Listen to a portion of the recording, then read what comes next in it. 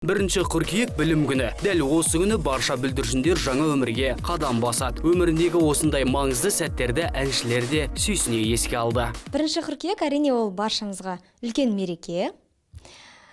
Сол кішкентай кезімізден басымызға бантик тағып, форма киіп, әдем болып майысып барған кездеріміз есімізде, апайларымызға гүл сыйлап. Балалық шағын сүйсіне еске алғанымен Арманай өсе келе қызықты қылықтарын шығара бастапты. 10 сыныпқа келген кезде қыздар болып, 9-дың емтиханын өттік қой.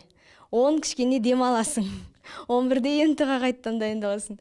Сол кезде 10 сыныпта арасында қыздармен қашып, Рамсторға барып, тамақ ішу церемониясы болатын бізде.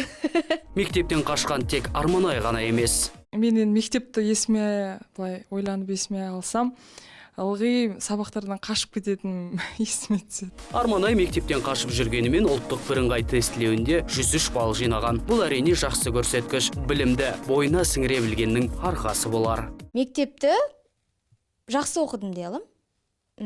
Алтын белгі алған жоқпын. Бірақ 4-5-ке оқыдым.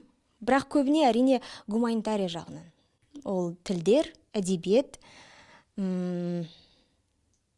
сол. Қазақстан тарихын жақсы көретінмін. Мархаба да жақсы оқыптымыз. Енді өнерлі адамдардың барлығы гуманитарлық жағынан бейім деп ойлаймын, басым деп ойлаймын, қабілеті.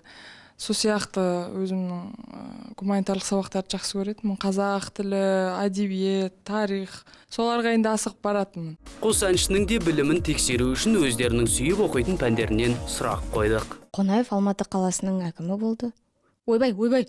Что я говорю? Подождите. Абайдың келіншегі емес па?